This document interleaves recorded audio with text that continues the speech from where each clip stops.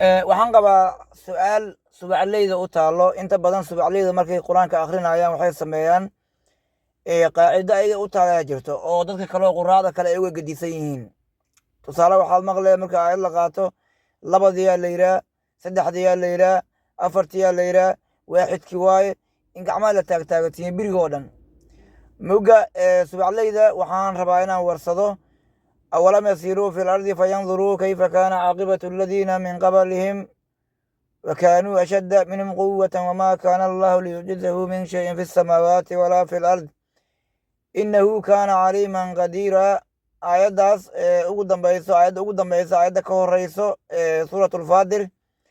وحالو يقانا سدح ووليدي ويو أولم يسيروا ميلا كلو بداني كسو أرورتي سيدي قلوبة الروم بلو قيدا خورو haddii ala kuuran yahay iyo suuratul kaafir aydan waa ku jirtaan filaa bilowgeeda horo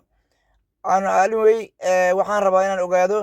saddex wowley sababta loo yiri waayo suuradda wowdeeda haddii la tiriyo aayadda wowgeeda haddii la tiriyo